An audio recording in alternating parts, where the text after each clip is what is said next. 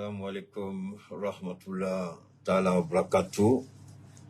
Où que vous soyez, chez vous à la maison, dans vos véhicules, dans votre lieu de travail, vous êtes sur un chantier, vous êtes en train de conduire, recevez mes salutations les plus sincères, les plus fraternelles, les plus respectueuses, les plus amicales.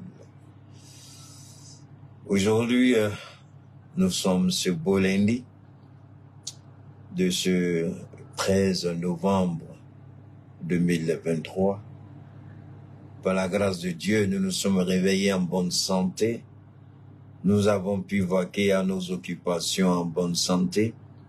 Et nous voilà unis une fois de plus en bonne santé. Que dire? Gloire à Allah. Merci au Seigneur Tout-Puissant, à qui il a plu que nous puissions être dans de telles conditions de santé excellentes. À vous, chez vous, recevez mes sincères salutations. Que vous soyez des Maliens de la diaspora du côté du Congo-Brazzaville, du côté du Cameroun, Cap-Vert, Congo-Kinshasa, que ce soit du côté de la Mauritanie, de la Côte d'Ivoire, du Sénégal et du Niger, du Burkina Faso, de la Guinée et du Maroc, de l'Algérie ou de la Tunisie, à l'extérieur du continent africain, quel que soit votre pays d'accueil, recevez mes sincères salutations et que Allah subhanahu wa ta'ala veille sur chacun de vous et chacun de nous. Quand je dis Maliens de la diaspora, je n'oublie pas les Burkinabés de la diaspora parce que j'ai une audience assez respectable et respectée au sein de cette grande communauté du pays des hommes intègres. Je n'oublie pas mes frères, mes parents, mes beaux-parents du côté de Niamey.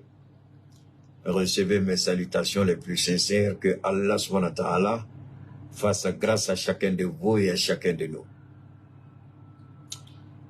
Je n'oublie pas la diaspora africaine dans sa globalité, dans sa totalité, dans sa généralité, de par le monde. Recevez mes salutations. Que tous ceux qui, chaque matin au réveil, m'envoient des salutations, me font des prières de bénédiction, ceux qui sans cesse me remercient jour et nuit, pour le combat que nous sommes en train de mener pour une Afrique libre, indépendante et souveraine. C'est vrai que je ne réponds pas très souvent aux messages, mais croyez-moi, ces messages-là me font chaud au cœur. Ces messages-là me donnent un boom. Ces messages-là me disent que de par le monde, sans exception, il n'y a pas un pays au monde où il y a un être vivant,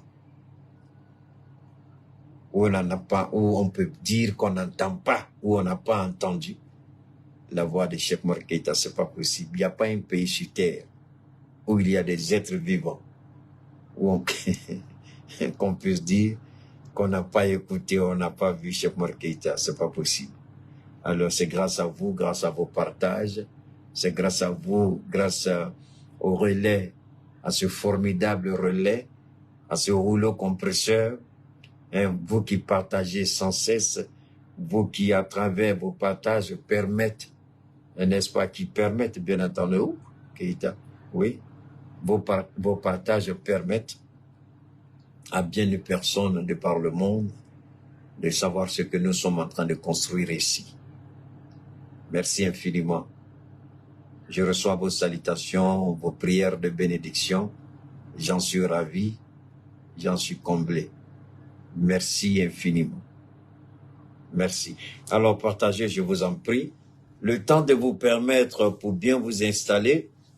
On a deux grands sujets aujourd'hui. Waouh! Quand je fais comme ça, pouf, c'est qu'on va ouvrir la boîte de Pandore. Les maudits qui sont là vont recevoir la dose qu'il leur faut. Les ratés qui sont là, on va les chicoter avec la parole de la vérité. On va les chicoter avec la gloire de Dieu qui illumine son serviteur que je suis. Il ne peut pas tenir devant la gloire de Dieu. Mais Dieu a fait grâce. On ne peut que dire merci à Dieu. Je n'ai rien fait pour mériter cette faveur de la part de Dieu. Il m'a choisi parmi tant d'autres. Et j'en assume pleinement la responsabilité, n'en déplaise aux ratés pervers qui viennent exhiber leur nullité, leur déchéance morale. Au lieu de venir sortir des bêtises, vous serez intelligent de commencer à créer votre propre page, voir comment vous serez vous aussi audible si vous en avez la sagesse, l'intelligence, la connaissance, le courage, la détermination, l'engagement, l'amour. Vous n'avez rien de tout ça. C'est ce qui explique votre médiocrité morale quand vous venez vous exhiber pendant nos interventions. Gloire à Allah. Alors, on va aborder deux grands sujets. Comment le président Assimi Goïta, avec son homme de main, celui qu'on ne cite pas toujours, celui qu'on n'évoque pas le nom toujours, mais qui est cette pierre solide de l'armée malienne. Lui, il s'appelle Moribo Kone, le directeur, le grand patron du renseignement. Alors, on va...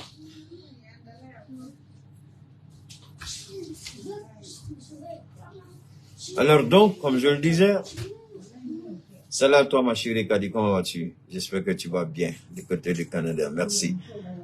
Allez, je suis en train de parler ici. Donc, ce qui est important, ce que vous devez retenir,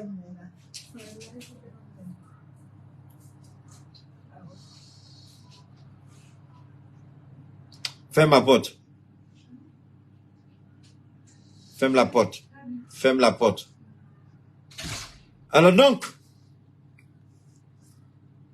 merci, faites monter le mercure. Comment Assimi Goïta, pour le moment, en Afrique, généralement, ce sont les services de renseignement extérieurs qui recueillent les informations, les filtrent et jugent utile ce qui doit revenir à l'Afrique, même si ces informations sont recueillies sur notre territoire.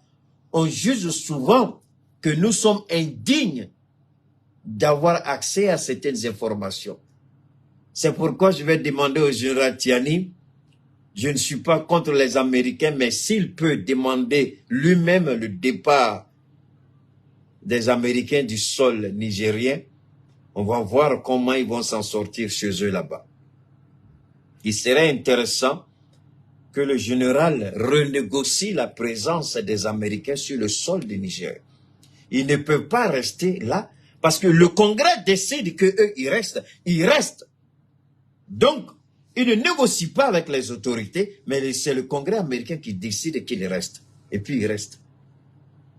Général, on ne veut pas être un provocateur, hein, mais il est temps que les Américains sachent qui est le capitaine à bord au Niger. Ça, c'est un. On va continuer. Je vous en prie. Écoutez très bien. Comment Moribo Kone, le tout-puissant président du renseignement au Mali, arrive à damer le pion sur la DGSE, le grand service de renseignement qui est compté parmi les services de renseignement occidentaux les plus performants. Le Mali dame le pion à la DGSE. Le Mali fait humilier la DGSE. Oh.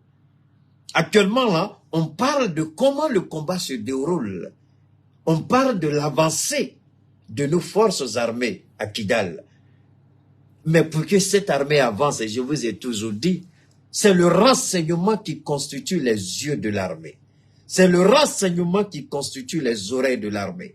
C'est le renseignement qui marche au devant de l'armée. C'est le renseignement qui dit à l'armée, allez par là, allez par ici, faites attention, il y a un piège, attention, calmez-vous, envoyez les avions, envoyez les drones, envoyez les forces spéciales par-ci, par-là. C'est le renseignement recueilli qui permet à l'armée d'avoir une autorité sur l'ennemi. Donc, je voudrais sincèrement, ce n'est pas le moment, mais enlever mon chapeau et dire infiniment merci et me mettre au garde à vous au colonel Morbokone pour le travail extraordinaire et excellent qu'il a abattu. Vous n'avez même pas une idée. Wallahi billahi. Si les Maliens savaient comment Morbokone travaille. Mais, pour que Morbokone puisse être là, il a fallu que le président Goïta, permettez-moi de remettre. Merci beaucoup au service des renseignements maliens. Merci infiniment à tous ceux qui travaillent pour la collecte d'informations. Merci infiniment à tous ceux qui ont permis aujourd'hui à l'armée de faire cet exploit extraordinaire. Humilier la France, chasser la France et déjouer tous les pronostics qui ont été lancés contre le Mali. Maintenant, permettez-moi, à la façon Oufoué, parce que Oufoué aimait bien, vous savez, Oufoué aimait beaucoup ça, son chapeau noir là. Donc, à la Oufoué, permettez-moi de revenir. Hein? Je ne suis pas donc Corléone, mais un peu Oufoué. Alors donc, on continue. On va développer comment le renseignement malien a permis à notre force armée de piéger la France, les États-Unis et les terroristes. Je vais vous développer ça. Les absents auront tort. Faites monter le mercure et pompez. L'Afrique a besoin des enfants comme Cheikh Oumar Keïta. Hein? Que tous nous soyons de ces enfants-là qui font la fierté et le bonheur de l'Afrique. Maintenant, Guillaume Soro dit, la deuxième partie de notre intervention, deux sujets, Guillaume Soro dit, je mets fin à mon exil. Wow. Quand j'ai vu Guillaume Soro hier, la publication qu'il a faite hier, ça a gâché. C'est pourquoi hier dimanche, vous ne m'avez pas vu. C'est vrai, j'étais un peu fatigué, mais je pourrais faire un petit direct. Mais c'est le direct de Guillaume Soro qui m'a, enfin, le message de Guillaume Soro qui m'a cassé. Je ne vais pas vous le mentir, je ne vais pas vous le cacher. Le message de Guillaume Soro m'a brisé hier. Le message de Guillaume Soro m'a coupé l'appétit. Je n'ai même pas pu manger. J'étais abattu. On va le développer, je vous en prie, ne vous en faites pas. Mais je souhaite, avec votre permission, on va... Généralement, quand on met Awa Diabaté, il y en a qui fuient et puis après ils reviennent. Mais je ne vous comprends même pas. Quand on met quelque chose pour la gloire de l'Afrique, maintenant, vous qui allez puis vous qui venez là, ça me fait rire. Après, vous allez dire, je suis panafricain. Après, vous allez m'écrire, Keïta, on aime ce que tu fais. Mais vous aimez ce que je fais. Mais écoutez Awa, écoutez les paroles qu'elle dit, même si vous ne comprenez pas le Djoula. J'explique. Dès qu'on met Awa, vous fuyez. Ceux qui restent, infiniment, merci. Ce n'est pas parce que vous allez que je vais arrêter de mettre, parce que ça là, c'est pour la gloire de l'Afrique. 1000 ans après, on se souviendra que c'est la première femme qui a chanté pour la gloire du Liptako Gourma. Ce jour-là, le Liptako Gourma, on ne sera même pas 6 pieds sous terre, parce que peut-être ce jour-là, la mer va venir sur notre tombe là. Peut-être que la mer va revenir pour balayer. Peut-être qu'on va construire un pont là-bas. Hein? Ou on va nous enterrer là. Peut-être qu'on va construire un pont là-bas. Peut-être qu'on va construire un immeuble là-bas. Notre corps même, les eaux là-bas, on va même plus les retrouver. Hein? Mais la chanson, ce que je fais, ce qu'elle dit va rester. Si vous aimez ce que nous disons, vous devez comprendre. Et vous devez vous dire ce que Keïta ne fait pas passer. Sinon, il y a beaucoup de chanteurs, il y a les Salve Keïta qui sont là. Pourquoi je ne fais pas passer? Il y a les Sidiki Diabaté, quand ils viennent, les gens courent. On parle de quoi, la même Bikini ou même Pikini ou bien Mariam Ba a fait toutes ces choses-là que vous connaissez. Vous avez déjà vu, j'ai joué ça. Je ne me moque pas de quelqu'un. Non. Il y a des comédiens, il y a des gens qui ont la belle voix, c'est vrai. Qui font la belle mélodie, c'est vrai. Mais vous chantez pour la gloire des hommes, mais vous ne chantez pas pour la gloire de votre pays. Pourquoi moi je vais jouer votre truc? S'il y a quelqu'un qui devait chanter pour la gloire du Mali, c'est bien le petit Sidiki Diabaté. Mais jusqu'à aujourd'hui, Sidiki Diabaté, il n'a jamais fait. Pourquoi? Parce que Sidiki Diabaté, c'est un homme d'affaires. Sidiki Diabaté n'est pas un patriote. On n'a qu'à arrêter de se blaguer. Il a été décoré tout récemment. Je crois qu'on lui a donné un truc comme ça. Je ne sais pas si c'est le Premier ministre ou le président. On dit l'ambassadeur du Mali. Mais les gens se précipitent pour faire des choses. Peut-être que c'est par rapport à un gain politique qu'ils ont fait. Mais c'est quand j'ai vu ça, j'ai dit voilà une erreur de la transition. Je n'ai rien contre ce petit. Wallahi, il chante très bien. Et nous, chez nous, dans notre famille, quand on a des cérémonies, on l'appelle, il vient. Ne croyez pas que je dis ça quand lui et moi on se voit, on n'est pas, non. Quand il me voit, il ne s'est jamais arrêté pour me saluer. Il dit Koro. Quand il me voit, il dit Koro. Il baisse la tête, il dit Koro. On se connaît. Je n'ai rien contre lui. Jamais. Mais ce que je dis, lui-même, il sait que je suis dans la vérité. Lui, c'est un homme d'affaires. C'est un businessman. Donc aujourd'hui, ceux qui font la fierté du Mali, c'est ceux-là que moi, pendant mes directs là, je parle d'eux. Que ce soit moi, que ce ne soit pas moi, c'est dire qu'il a une audience. Il a eu ses millions, il n'a pas eu besoin de moi. Donc je ne manque pas de respect aux petits, je dis seulement que Awa, elle mérite respect et considération. Parce qu'au moins, voilà ce qu'elle fait pour nous. Et ça, c'est important. Africa. Oh, Africa. Farafide notre messinolena.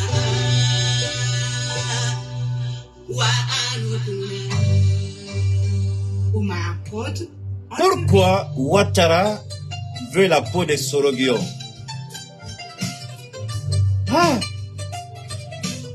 Soro a fait quoi?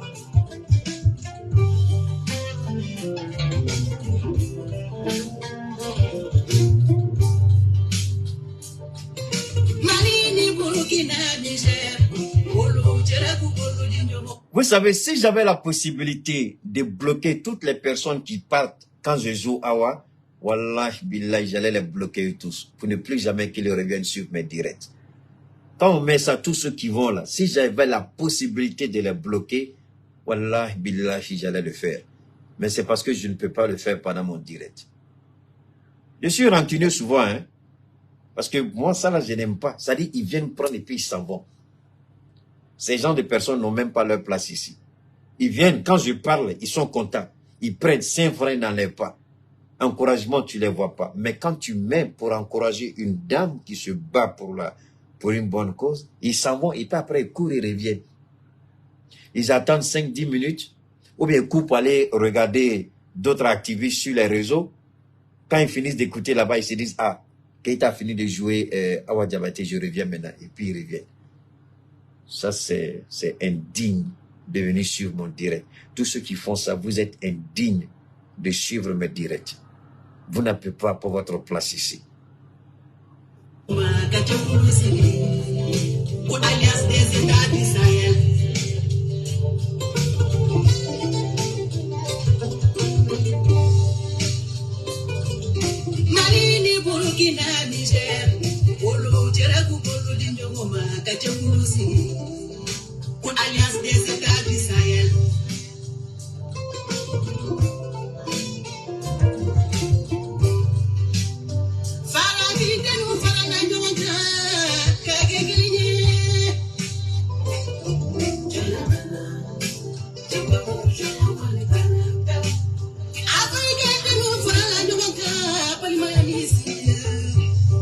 Faites monter le mercure, partagez, pompez les cœurs, poussez les bleus.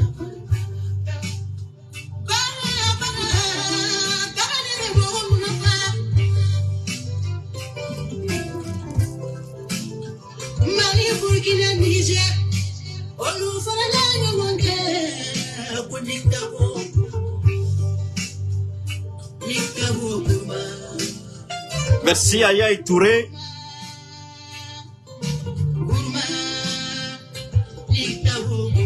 Merci à Fatmata Batulenian. Fatmata. Merci à Fatmata Batulenian. Merci à Monsieur Sanogo. Le Damsa est là. Grâce au Damsa, la santé. Merci infiniment. Partagez, faites monter le mercure. Alhamdulillah. Merci infiniment. Merci à cette grande dame, Awa Diabaté. Merci de nous avoir bercé avec cette belle mélodie, aux paroles piquantes, aux paroles qui touchent jusqu'au niveau de la moelle, des paroles qui suscitent une réflexion digne de fils de ce grand continent. Merci infiniment à Awa Diabaté. Merci, merci pour cette mélodie. Nous continuons. Alors, elle m'a dit, Keita, je suis en train de préparer quelque chose pour Kidal. La victoire des femmes. Donc, actuellement, elle est en studio. Elle m'a laissé un message. Elle est en train de préparer un single pour Kidal. Donc, très bientôt, on va jouer cela aussi. Mais elle dit, en plus de tout ça, Keita, je suis en train de préparer quelque chose spécialement pour toi-même. Pour toi-même, Keita, ça vient. Laisse-moi finir avec Kidal, et puis je viens, je te fais quelque chose de spécial. Il dit, il n'y a pas de problème, prends ton temps.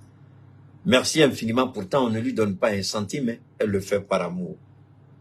Alors, que se passe-t-il?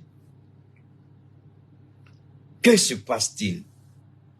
Pourquoi le vieux de la lagune est brillé?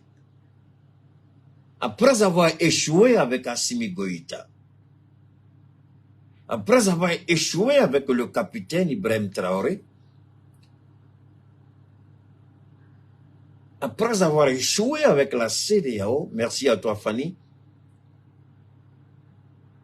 je n'ai jamais vu de toute mon existence, de tout mon être, je ne suis pas important, c'est certain.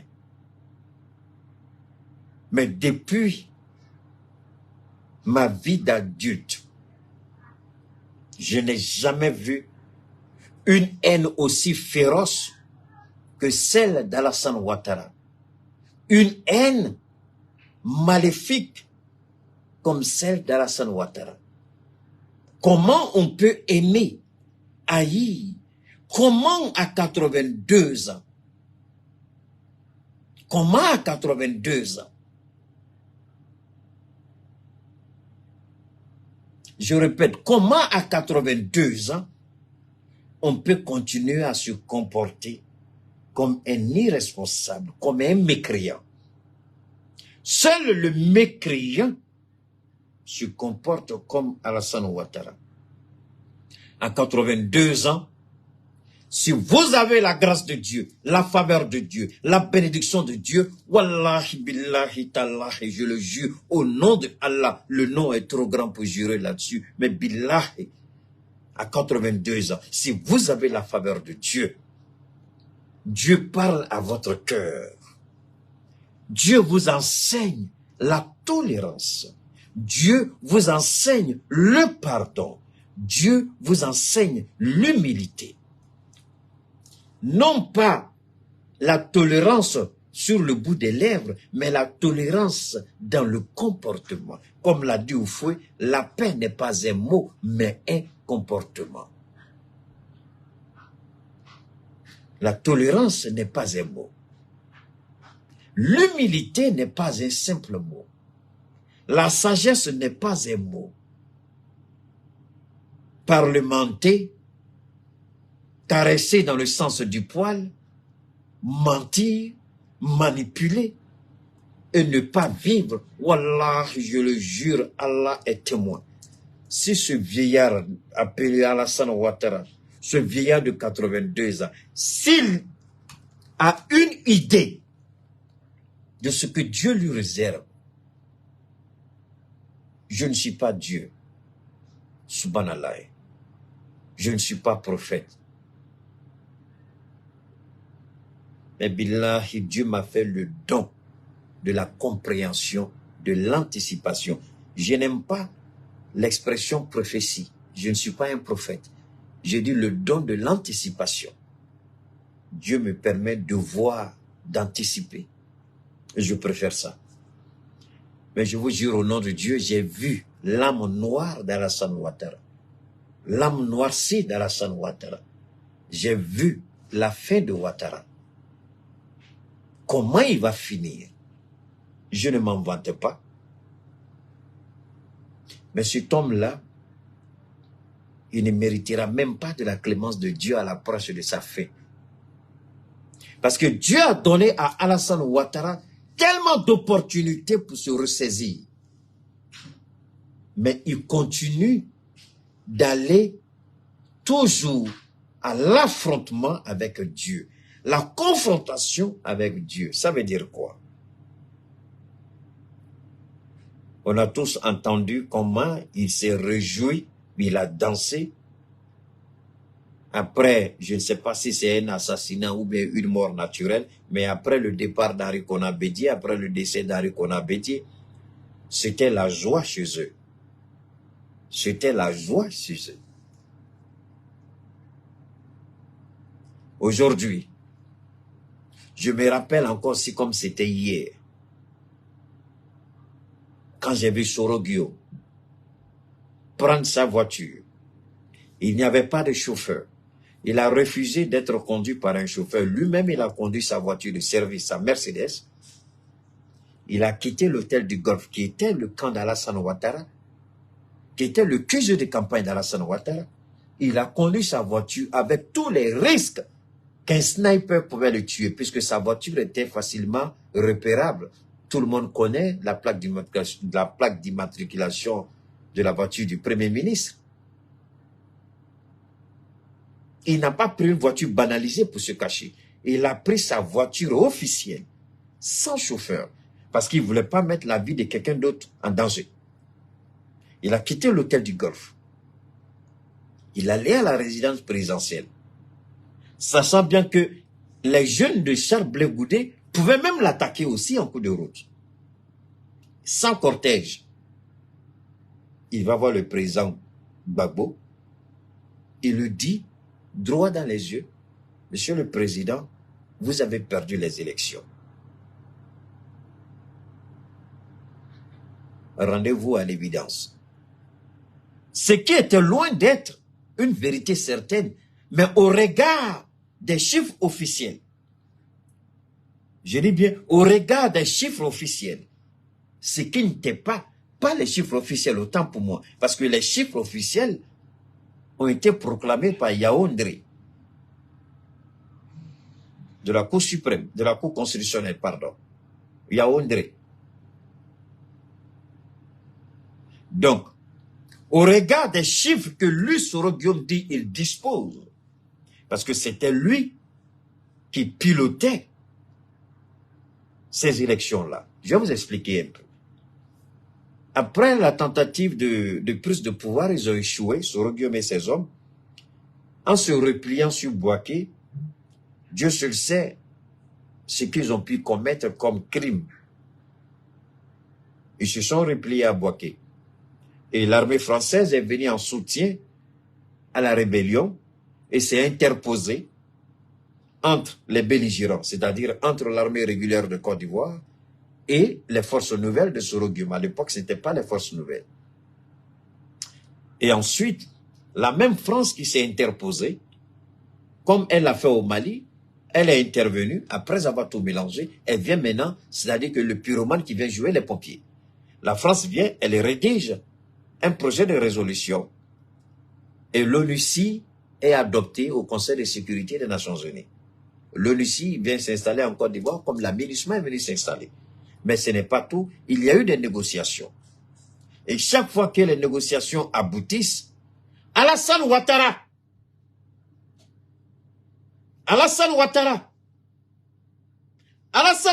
je répète une troisième fois, ce n'est pas moi qui le dis. Ce sont les services de renseignement français qui ont donné cette information. Chaque fois que Sorogio part aux négociations avec le gouvernement de l'État de Côte d'Ivoire, c'est-à-dire le gouvernement du président Koudou Laurent Gbagbo, lorsqu'ils tombent d'accord, la nuit, il négocie, le lendemain, Soro Guillaume sort et dit il n'est pas d'accord. Mais on se posait la question, qu'est-ce qui ne va pas? C'est Soro Guillaume qui allait négocier avec les émissaires du président Gbagbo. Il était d'accord sur tous les points. Et le lendemain matin, Soro Guillaume dit il n'est pas d'accord. Parce que tout simplement, le président Alassane Ouattara, qui était à la manœuvre, le président Alassane Ouattara, qui tirait les ficelles avec le président Bédié, paix à son âme, et puis les autres opposants au pouvoir de Gbagbo, mais c'était Alassane Ouattara surtout, il tirait. Il dit au président Soro Guillaume, pourquoi Soro fait ça, pourquoi Soro fait ça? Vous n'avez même pas une idée combien de fois Alassane Ouattara a humilié Soro Guillaume. Et chaque fois que Soro Guillaume vient, il se dédie. C'est ce qui s'est passé, Lina Marcoussi, tout ce que vous connaissez, Accra 1, Accra 2, vous avez Accra 3, Accra 4, Cotonou, tout ce que vous connaissez. Et finalement, c'est un ami de Gbagbo. Keïta vous parle si comme vous étiez. Keïta vous raconte comme si vous étiez présent. Au niveau de la DGSE, Gbagbo aussi avait son entrée. On donne un document à Gbagbo Laurent, on le dit, c'est Alassane Ouattara qui tire les ficelles. Chaque fois que vous tombez d'accord, Alassane Ouattara somme Soro Guillaume de se dédire. Chaque fois que Soro Guillaume, il est d'accord, le temps de signer un accord, il sort, après il pose d'autres conditions. Donc finalement, c'était devenu compliqué. Parce que Alassane Ouattara était à la manœuvre. En ce moment-là, il était simple opposant en France. Pourquoi Ouattara faisait tout ça? Paix à son âme, le général Robert Gueye avait organisé les élections et Alassane Ouattara, la Cour constitutionnelle avait disqualifié Alassane Ouattara, disant que Alassane Ouattara n'était pas un Ivoirien. Soro Guillaume s'est battu pour... Je vous en prie, écoutez bien, voilà pourquoi je dis qu'avoir 82 ans et un état d'esprit tel que celui d'Alassane Ouattara, c'est une malédiction à tout point de vue. C'est une malédiction sans pareil. Je m'en fous, je sais que les Ivoiriens ils vont m'insulter, ils vont m'injurier.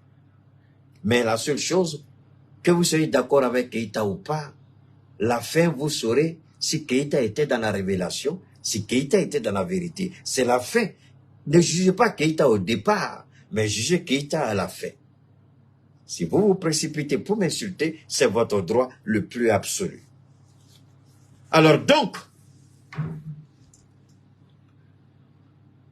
on continue ainsi, Soro Guillaume devient la marionnette d'Alassane Ouattara. Soro Guillaume, en ce moment, au moment où je vous parle, il est chez mes beaux-parents, c'est-à-dire à Niamey. Actuellement où je vous parle, il est à Niamey. Actuellement où je vous parle, il est au Niger. Alors donc, si vous comprenez cela, l'homme qui a tiré, qui a torpillé toutes les négociations, il s'appelle Alassane Dramane Ouattara. Maintenant, écoutez très bien, je continue.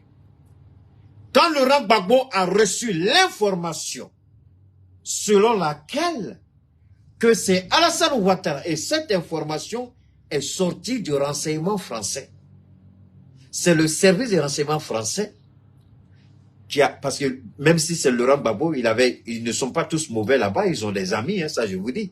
Donc Gbagbo avait des analyses, et Gbagbo avait aussi des entrées au niveau de l'Élysée. C'est là que Gbagbo reçoit l'information, document à l'appui, que Alassane Dramane Ouattara est celui qui torpille. Parce que Gbagbo avait du mal à comprendre le comportement de Soro Guillaume. C'est là que Gbagbo dit, si c'est comme ça, il veut une rencontre directe avec Alassane Ouattara. Et il choisit qui? Il choisit le président sud-africain Thabo Mbeki. C'est lui. Ils vont dans le bateau sud-africain en pleine mer. Un hélico les prend pour les déposer. Ils étaient 3. Gbagbo Laurent n'est pas mort, Gbagbo Laurent est vivant. Si quelqu'un croit que je raconte des balivernes, s'il ne demande pas à Laurent Gbagbo si ce que je dis est faux ou vrai, que Dieu le maudisse à jamais, ainsi que toute sa famille. Parce que ce que je dis là, c'est important. Et Alassane Ouattara sait très bien que je le connais. Quand je dis je connais Alassane Ouattara, je vous en prie, ne vous abusez pas avec Keïta. Gbagbo Laurent est vivant. Demandez-lui si ce que je dis est faux. Tous les proches de Gbagbo Laurent qui ont suivi ce deuil, Simone Gbagbo est vivante. Demandez-lui. Alors donc, qu'est-ce qui s'est-il passé? Alassane Ouattara, maintenant, Gbagbo Laurent dit il veut pas de choses. Il veut pas de négociation. Il veut un direct avec Alassane Ouattara. Ils vont voir Thabo Mbeki, Gbagbo Laurent, Alassane Ouattara, Thabo Mbeki. Ils étaient 3. Ils discutent. Et quand Thabo Mbeki parle, c'est Alassane Ouattara même qui faisait la traduction à Laurent Gbagbo. Laurent Gbagbo dit d'accord, si c'est toi Alassane Ouattara le problème de la Côte d'Ivoire, écoutez-moi très bien, si c'est toi Alassane Ouattara le problème de la Côte d'Ivoire n'a pas de problème. Si c'est à cause de toi que les Ivoiriens meurent, ça n'en vaut pas la peine. Qu'est-ce que tu veux? Il dit il veut être forcé ivoirien. Il n'est pas ivoirien, mais il veut être forcément ivoirien. Laurent Gbagbo dit tu veux être forcé ivoirien. Il dit c'est pas. Ça peut arrêter les tueries en Côte d'Ivoire. Il dit oui. Il dit ce n'est pas tout. Il dit je vais être candidat. Il dit si tu es candidat, ça peut arrêter les tueries en Côte d'Ivoire. Il dit oui. On dit d'accord, je t'accorde ça. Donc Laurent Gbagbo prend une décision spéciale par rapport à une disposition de la Constitution.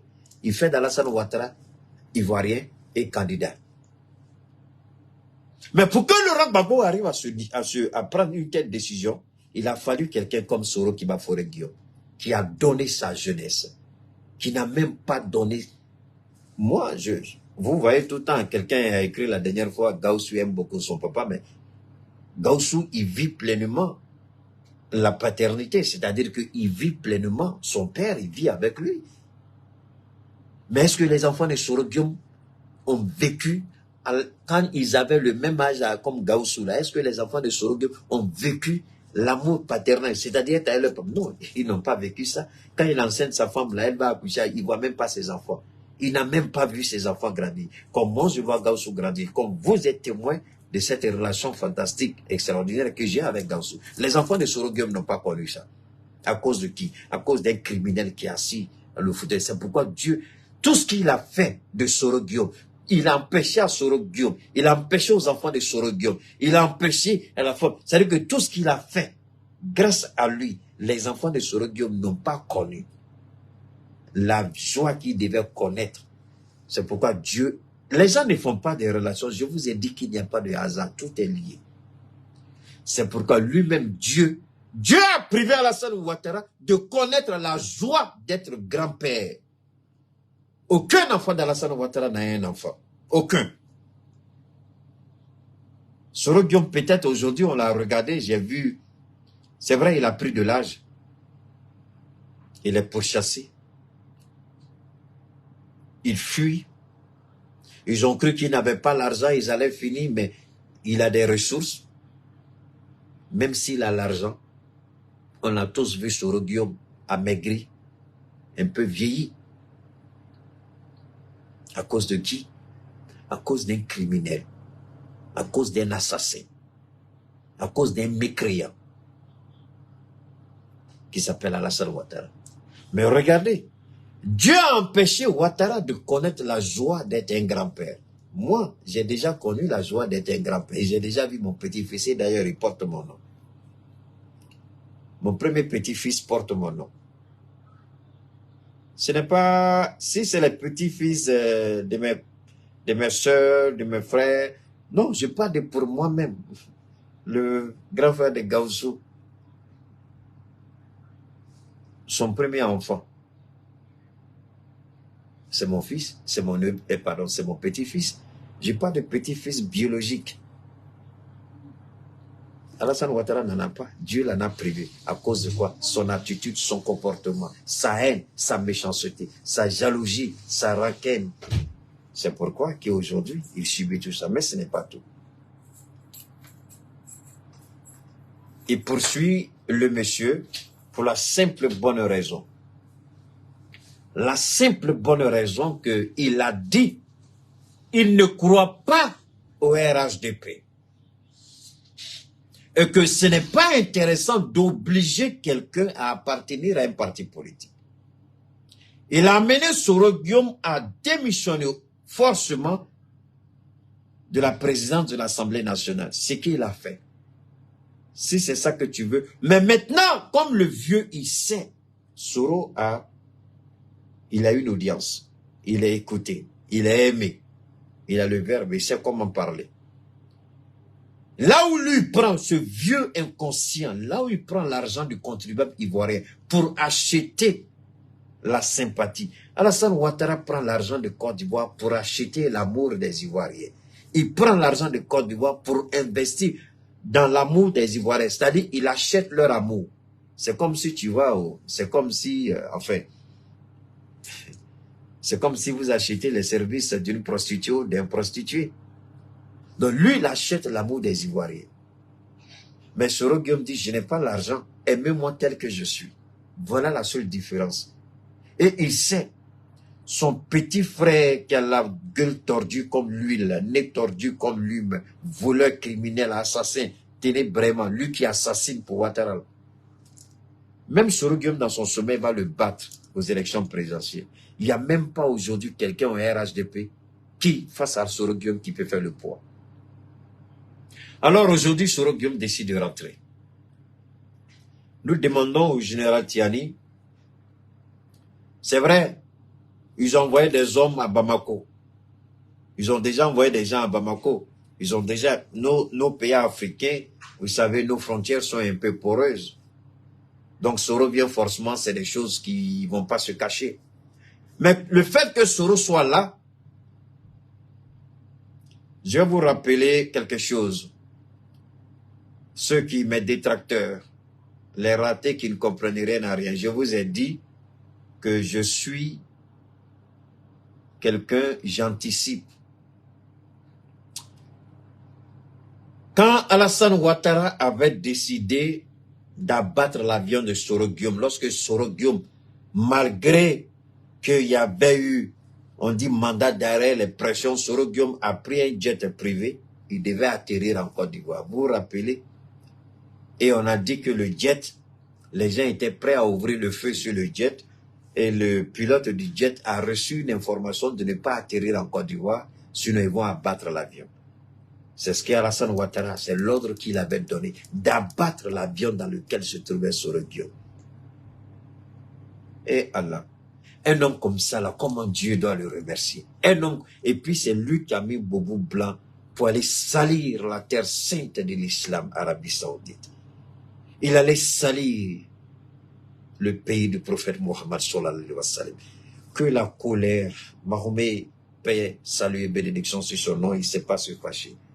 Mais que la malédiction du prophète le suive pour avoir souillé la terre de l'Arabie Saoudite.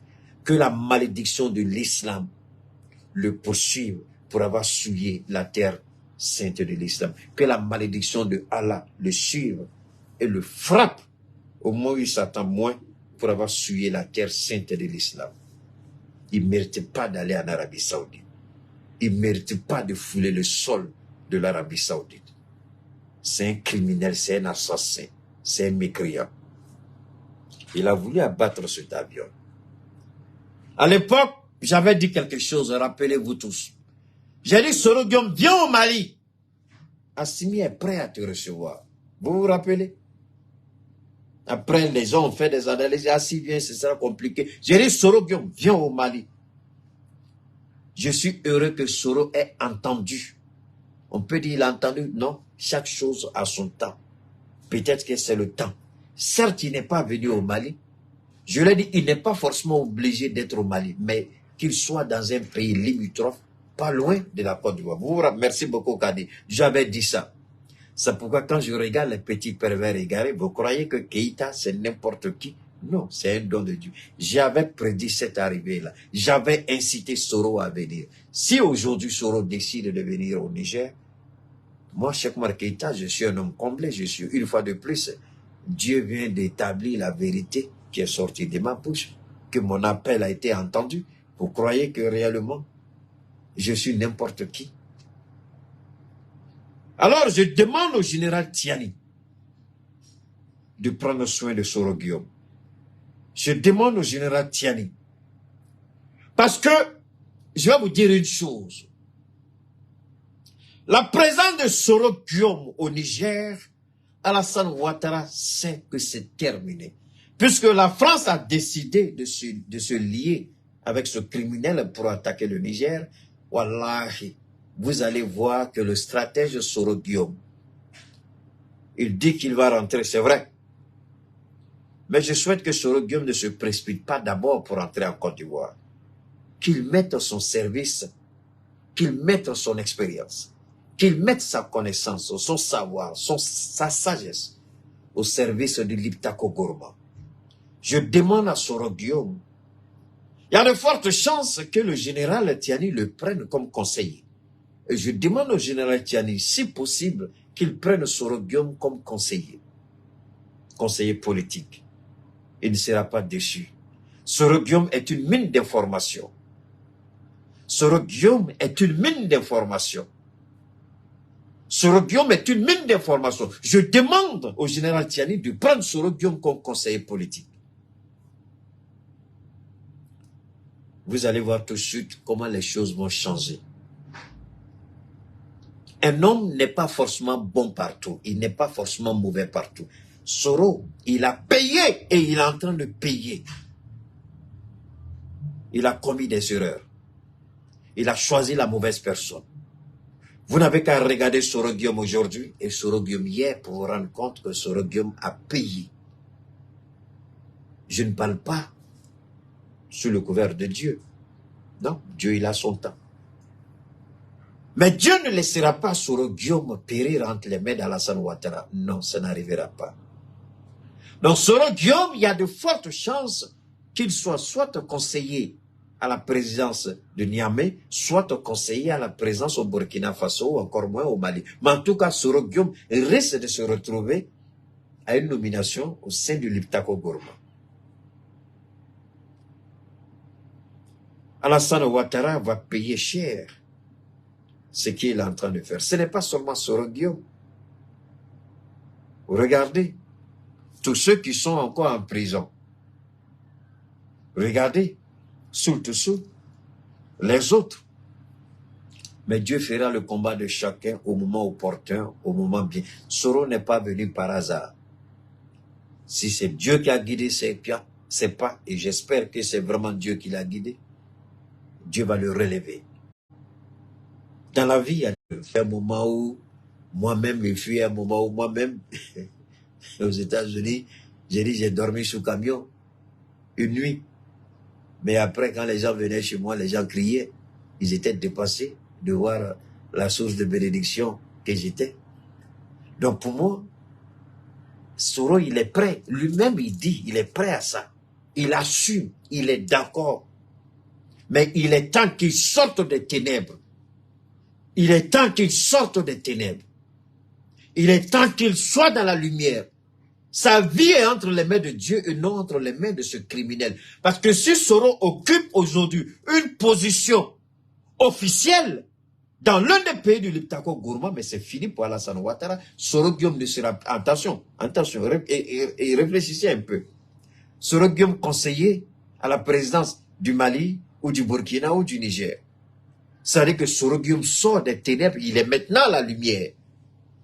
Et moi, je demande au général Tiani, c'est une grâce que Dieu lui a envoyée et qu'il se serve de Soro Guillaume pour avoir des informations. Soro a gouverné un pays qui s'appelle la Côte d'Ivoire à un moment donné. Le président Gbagbo était là, mais le pays reposait sur Soro Guillaume. Soro Guillaume est celui qui a géré la Côte d'Ivoire avec René Dibi, paix en son âme, quand c'était compliqué pour la Côte d'Ivoire. Celui qui a fait sortir la Côte d'Ivoire du PPTE, pays pauvre très endetté, c'est Soro Guillaume. La gestion de Soro Guillaume a été une gestion impeccable. Ils ont cherché, aussi bien à l'Assemblée nationale qu'à la primature, pouvoir, s'il y a eu des malversations, jamais on a pu épingler Soro Guillaume parce qu'il a fait une gestion impeccable, aussi bien à la primature qu'à l'Assemblée nationale. Le général Tchiani a besoin d'un homme comme Soro Guillaume. Parce que si Soro reste seulement toujours à Niamey, je pense, pour moi, ce n'est pas bon. Sa sécurité n'est pas, même si le général fait tout, mais, s'il est nommé, s'il est un officiel, là, les données changent. S'il est nommé, les données changent. S'il devient un officiel, les données changent. Et c'est le souhait, et c'est la demande que je formule au sein du Liptako Gourma, qu'on donne une position à Soro Guillaume dans le Liptako Gourma. Qu'on le prenne comme secrétaire général du Liptako Gourma, comme conseiller à la présidence au Faso, au Niger, au Mali, mais en tout cas, qu'il assume une fonction officielle. Non pas pour se venger de Ouattara, non pas du tout, mais pour bénéficier de son expérience. Donc, wallahi billahi, si Soro est dans le Liptako Gourma, je vous le jure, je ne suis pas soroïste, mais ce monsieur est une mine d'informations. Ce monsieur est une sagesse politique intarissable, une source d'informations intarissable, qui sera très bénéfique pour l'ensemble du Liptako Gourma. Ceci dit, posons-nous la question, vous allez comprendre très bien, quand je parle de Soro Guillaume, cela amène aux différents choix stratégiques d'Assimi Goïta, aux différents choix stratégiques du général Tchiani, aux différents choix stratégiques du capitaine Traoré. Tous font des choix stratégiques. Comment nous sommes arrivés à damer le pion à la France? Je vais vous permettre de bien comprendre. La France dit aux rebelles, coupez les réseaux d'information, les réseaux de téléphonie, les réseaux de communication. Vous serez les seuls à donner les informations. Je vous en prie, je vais vous amener à un niveau très élevé. Écoutez très bien, je vous en prie. Les terroristes, ils sabotent les lignes de communication. Et lorsque le Mali lance son offensive sur Kidal, RFI, avec Serge Daniel, ils sortent et puis ils parlent. L'avancée est compliquée. Serge Daniel, qui est en collaboration directe avec les terroristes. Serge Daniel, qui est informé, il est basé à Dakar, mais comment il reçoit ces informations? À partir des groupes, les responsables qui sont encore vivants, terroristes. Mais eux-mêmes, comment ils reçoivent les informations? Donc, RFI leur dit, détruisez les lignes de communication. Et la France a remis des téléphones satellitaires à vos responsables. Donc, avec les téléphones satellitaires, vous allez communiquer. Est-ce que vous suivez un peu le développement de mon idée? Ils sabotent les lignes de communication. Eux, ils ont des téléphones satellites.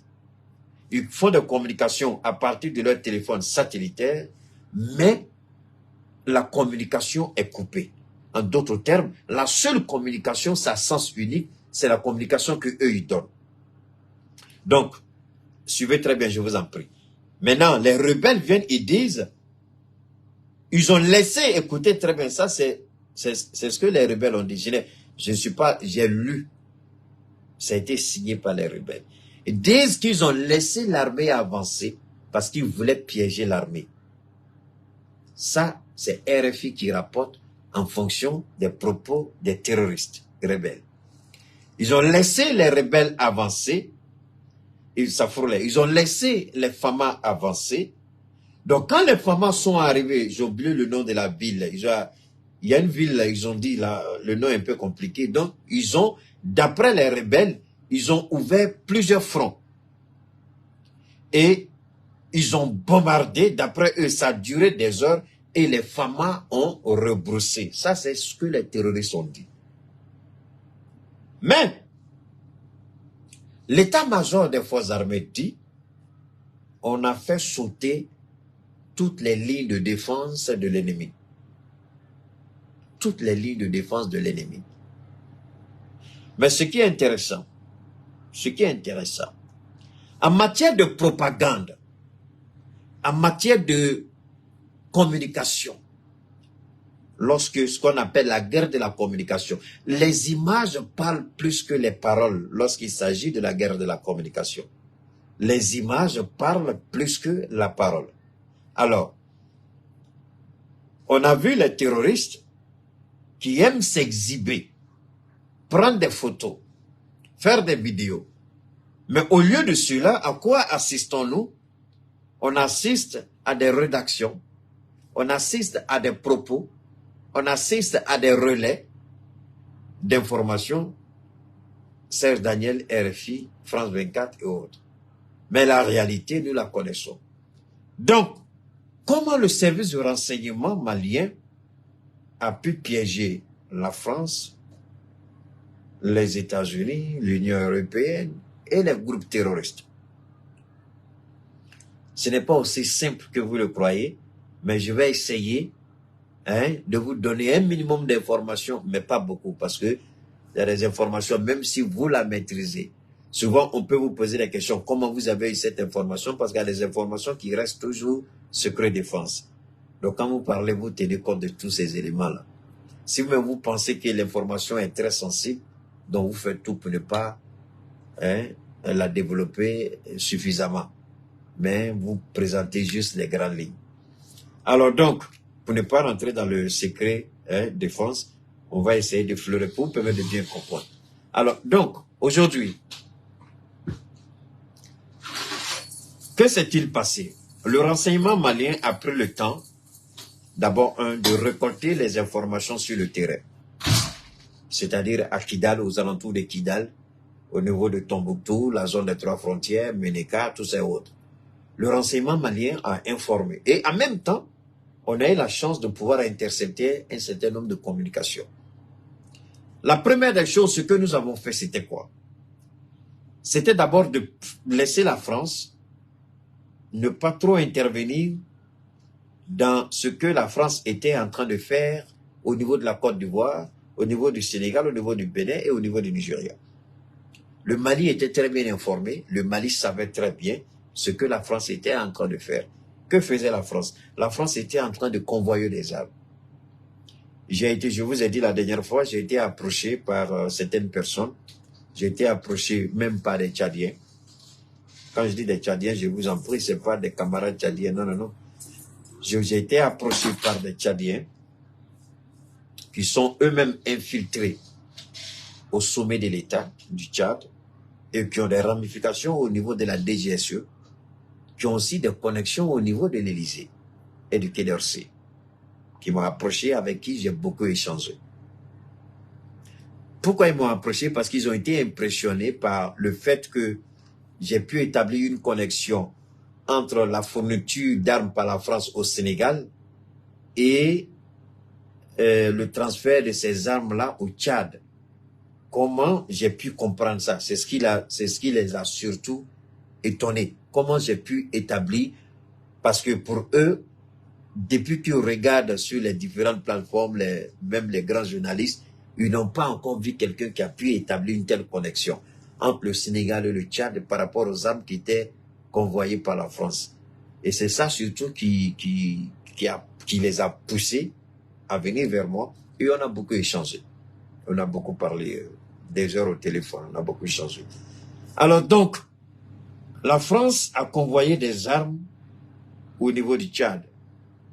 Le Mali n'a pas dénoncé, mais le renseignement malien était clair et bien informé.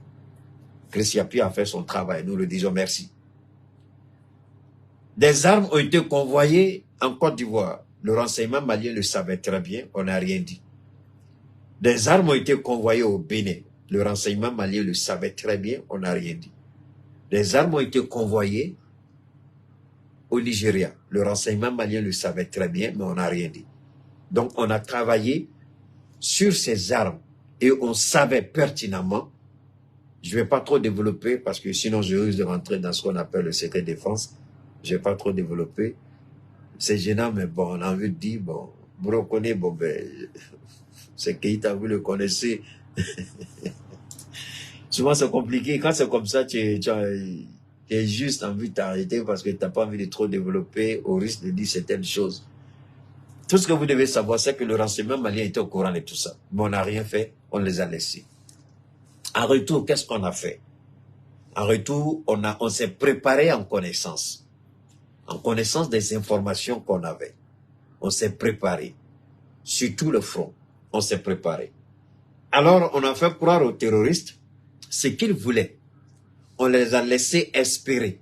On les a laissés surfer sur leur ignorance et leur, comment on appelle ça, et leur inconscience et leur incapacité. Vous savez, Dieu lui-même, il le dit. Il dit, mon peuple périt par ignorance. La France a péri dans le Sahel du Mali par ignorance. Les États-Unis ont péri par ignorance. Les groupes terroristes et rebelles ont péri par ignorance. On les a laissés se berner de leurs propres illusions. Mais pendant ce temps, là où on a joué encore de façon extraordinaire, de façon une intelligence au millimètre près, c'est lorsqu'on a refusé des autorisations de vol à la MINUSMA. Le fait de refuser les autorisations de vol à la MINUSMA, forcément, on allait d'une certaine manière occuper les terroristes qui ne sont pas des personnes avec qui il faut s'allier, parce que ces terroristes, c'est la France qui les a fait venir. Ces terroristes se sont alliés avec les groupes rebelles. Donc ces terroristes-là, eux, ils n'ont pas le choix. Eux, ils disent, on est d'accord avec vous, on fait votre palabre, mais nous, on a notre propre agenda. Parce que les terroristes ne se sont pas inscrits dans l'agenda des, comment on appelle ça, des rebelles. C'est là aussi que le Mali a joué de façon très intelligente. C'est là où le Mali a frappé fort. Le Mali a laissé, je répète, le Mali a laissé les rebelles se berner dans leur collaboration avec les terroristes. Puisque ces terroristes-là, on les surveillait et on avait suffisamment d'informations crédibles. Donc le Mali a laissé les terroristes et les rebelles s'allier, puisque le Mali sait que leur alliance n'ira nulle part. Et que le Mali sait aussi que ces terroristes ont leur propre agenda. Donc quand le Mali a refusé à la MINUSMA les autorisations de vol, donc le Mali a incité, rappelez-vous, j'ai déjà fait une directe là-dessus, où j'ai dit que le Mali a piégé la MINUSMA en poussant la MINUSMA à anticiper. Donc la MINUSMA s'est trouvée confrontée avec les terroristes. Rappelez-vous de ce direct-là que nous avons fait. Alors donc, les terroristes maintenant, ils ont dit, ah, on a des proies, on peut récupérer des armes avec la MINUSMA. Donc le Mali envoie, le Mali laisse, pardon, les terroristes aller vers la MINUSMA. Donc, entre-temps, les rebelles sont un peu affaiblis de leur côté. Mais curieusement, le Mali sait aussi que les terroristes n'auront pas gain de cause avec la MINUSMA. Pendant ce temps, donc, le Mali laisse des fronts ouverts entre la MINUSMA, les terroristes, et puis entre les rebelles et puis la MINUSMA. Voilà le jeu stratégique oh là là, le renseignement va se fâcher. Morocco va se fâcher avec moi. Ils vont se fâcher avec moi. On dit, Keïta, tu parles trop, Keïta, tu parles trop. Alors, ce que vous devez comprendre tout simplement, c'est qu'on les a laissés se piéger entre eux. Ok?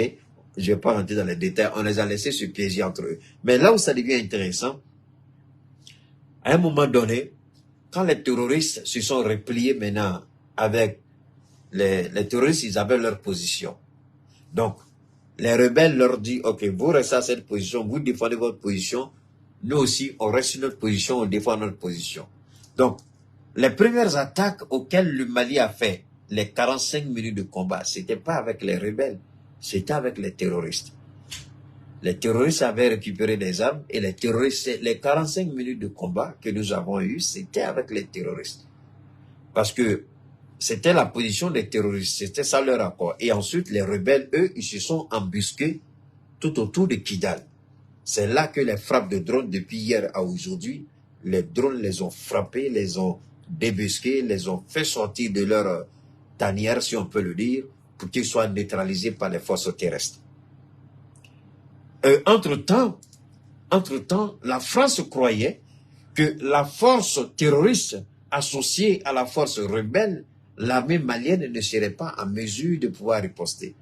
Quand le Mali a laissé les terroristes s'attaquer à la MINUSMA, le Mali a tout de suite compris les forces et les faiblesses des terroristes dans le nord.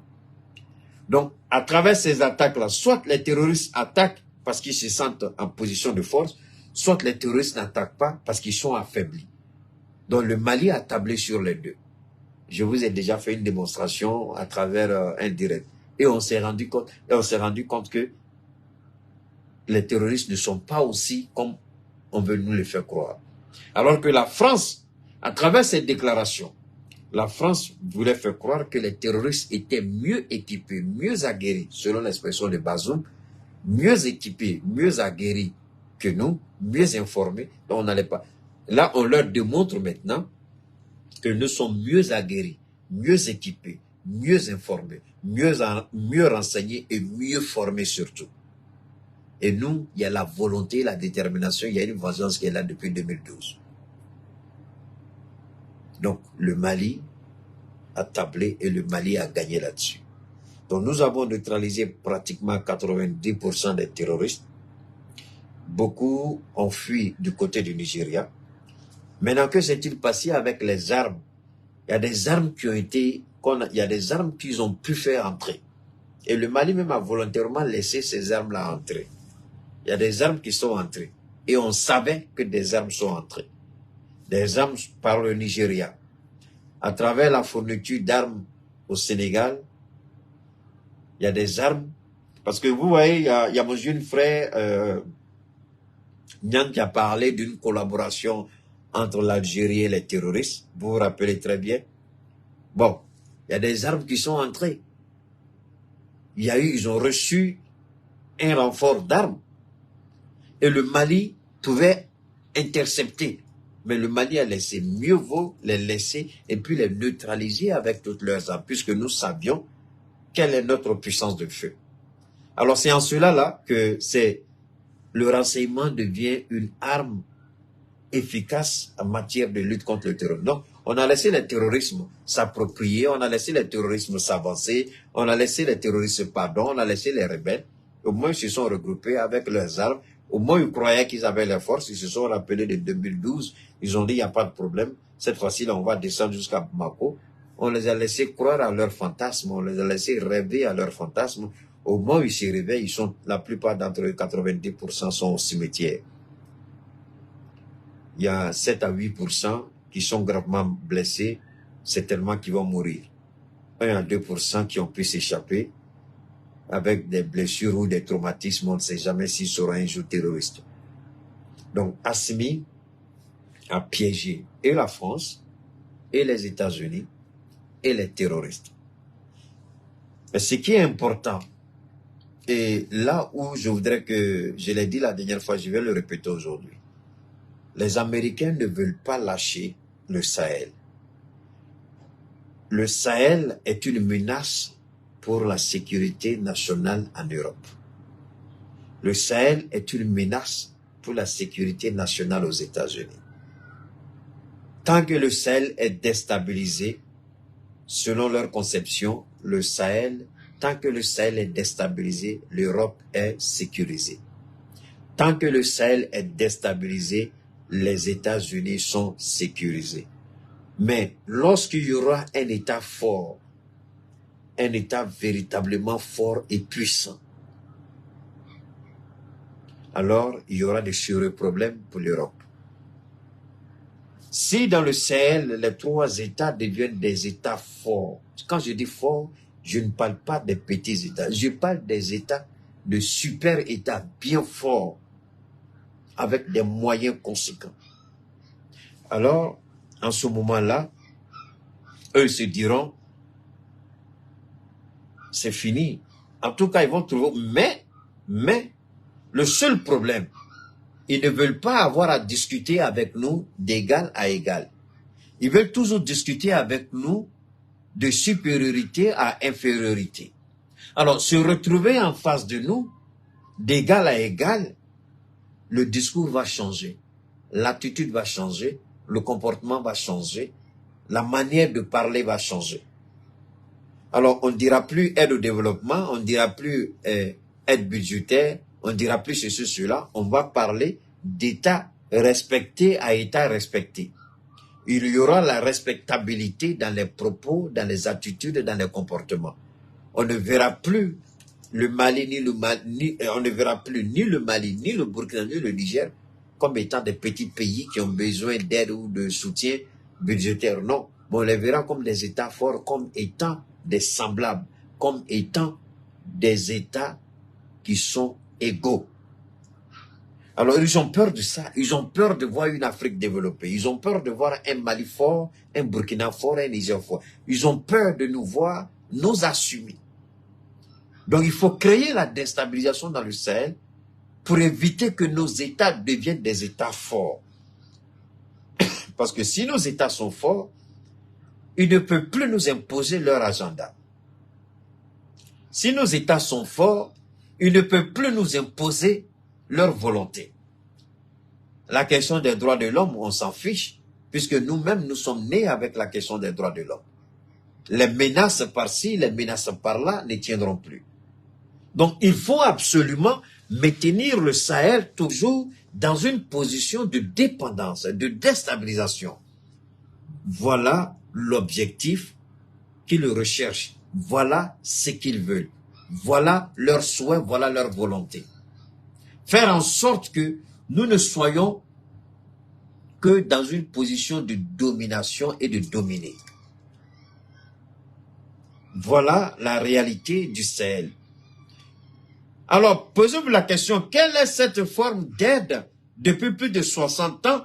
Et encore au Niger, il y a des endroits au Niger, au Mali, au Burkina, où il n'y a même pas de lumière, où il n'y a même pas d'eau courante, où il n'y a même pas de route. Mais on nous parle d'aide, on nous parle de soutien, on nous parle d'aide budgétaire, on nous parle d'aide au développement. De quelle aide au développement on nous parle? Quand nous aurons nos propres satellites pour surveiller le Sahel, quand nous aurons nos propres moyens pour faire ce qu'on a envie de faire, quand nous aurons nous-mêmes la possibilité de fixer le pourcentage qui nous revient de droit par rapport à nos ressources naturelles. La France est allée négocier la dernière fois l'uranium de 2 pays, Kazakhstan et puis Ouzbékistan, un truc comme ça. Mais la France sait que la facture sera lourde à payer. Orano sait. Et déjà, ceux qui sont en France, je n'ai pas besoin de vous la prendre. Si votre facture n'a pas augmenté, elle est sur le point d'augmenter incessamment. Parce que l'uranium, quand on prenait cadeau au Niger, à Bana, vous n'aurez plus ça cadeau. Ça, c'est la réalité. Et ça, on ne veut pas. On refuse, on s'attaque, on dit non, ceci, retour comme un ordre constitutionnel. Maudit, notre ordre constitutionnel, en quoi est-ce que cela vous concerne? Nous allons aux élections selon notre vouloir. Nous allons aux élections quand nous aurons décidé d'aller aux élections.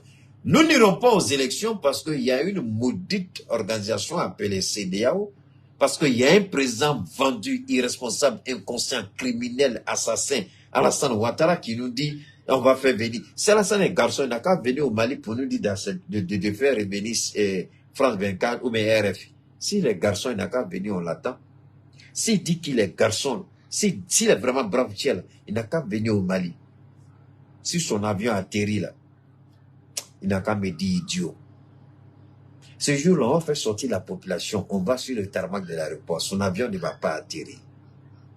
Et si par malheur son avion atterrit, on va mettre les gens tout le long de la route, de l'aéroport jusqu'à Koulouba. Ils n'ont qu'à huer sa voiture. Il va. Et puis d'ailleurs même, est-ce que le président Assimi Goïta est prêt à recevoir un assassin comme ce gars-là? On va faire revenir. Toi, tu es quoi? Toi, tu es qui? Et puis tu as fait revenir RFI au Mali. Tu es qui? Tu as fait venir France 24 au Burkina. Tu n'as pas, tu as fait la grande gueule devant tout le monde. Oh, j'ai donné un bataillon. Bataillon, là, on lui a dit, si tu t'amuses, là, les militaires là, vont te descendre. Peut-être que tu as combien de personnes comme force spéciale qu'ils ont à l'hôtel Sebreko et puis les services de, comment on appelle là, le Mossad qu'ils ont en Côte d'Ivoire. Et puis, alors, peut-être que tu as tué toute la Côte d'Ivoire. Le jour que les gens vont s'élever là, 43e Bima, là, ils vont brûler. 43e Bima, ils vont brûler. 43e Bima, ils vont brûler. Au test Sebroko, là, ils vont mettre le feu dedans. Tes forces spéciales là, vont se chercher. Force spéciale, c'est pas l'homme. Force spéciale, là, le sang sort pas dans lui. Force spéciale, là, il tombe pas malade. Force spéciale, il meurt pas. Il peut tuer jusqu'à 20, 30 personnes, mais forcément, ils vont l'allumer. Quand il va finir de tuer 30e personne, là, lui sera 31e personne. Donc, les gens ont peur de quoi? C'est une question de temps. Tu te blagues avec toutes ces armes autour de toi, ces services de renseignement, sécurité autour de toi. Tu crois que tu es intouchable. Tu as menti. Une mouche même peut te piquer, toi, Ouattara, tu as tombé.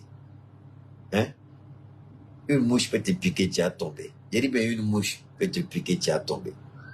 Donc ça, c'est des conneries, tu ne ferais personne.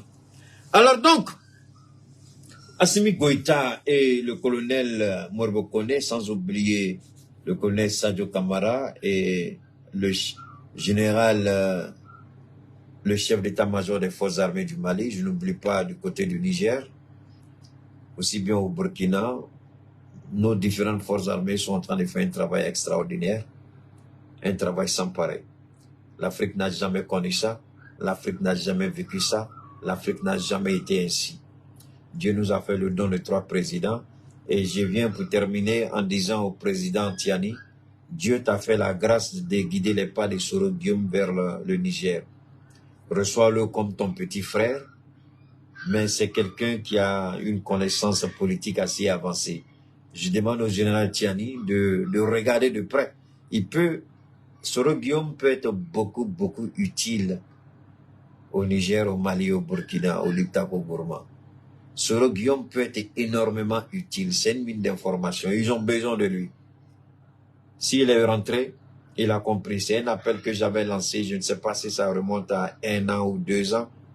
J'avais lancé cet appel-là. Non pas 2 ans, 1 an, 1 an et demi. Si aujourd'hui il a décidé de venir au Niger, on rend gloire à Allah, on bénit Allah, on dit merci au Seigneur Allah, le Dieu Tout-Puissant. Et en même temps, on le confie au général Tiani. On sait aussi que le général Tiani est un homme de parole. S'il a accepté, il a échangé avec Soro Guillaume avant que Soro Guillaume ne vienne à Niamey. Ils ont échangé longuement au téléphone. Et il a dit que Niamey sera la tête. Mais dans tous les cas, attendez les gars, attendez, réfléchissez un peu. Alassane Ouattara n'a-t-il pas reçu il n'a pas reçu le gars de Bazoum là, le ministre des Affaires étrangères de Bazoum, un pied, Sengele Djigi Sengele Yelela. Alassane Ouattara ne l'a pas reçu, il ne lui a pas donné l'argent. Chris Yapu n'a pas fait sortir le cassement de Papo. Alassane Ouattara, c'est pas lui qui reçoit les opposants maliens jusqu'à quelqu'un qui s'est déclaré président de la transition en Côte d'Ivoire. Si Alassane Ouattara reçoit les opposants, c'est maintenant qu'Alassane Ouattara doit, et je dis Dieu est bon. Oui, wallah, billah, non, Allah est bon. Dieu est merveilleux. Dieu est fort. Dieu est glorieux. Dieu est puissant. C'est le Dieu de la vérité. C'est le Dieu de tous les temps. Quand Alassane Ouattara recevait les opposants à Assimi Goïta, il leur donnait le plateau. Il les recevait. Il les traitait comme des rois. Il les traitait comme des messies. Alassane Ouattara, il roulait le tapis rouge. Les opposants. Même chose au Burkina. Même chose au Niger. Maintenant, le retour du karma. Le retour à l'envoyeur. Tu as fait pour toi un vieux de 82 ans. Tu les as tous reçus, mais tu n'as jamais réussi à déstabiliser ni le Mali, ni le Burkina, ni le Niger. Mais Soro Guillaume au Niger, Alassane Ouattara, tu vas goûter, Alassane Ouattara, tu vas goûter. Tu vas goûter aux fruits. Hey!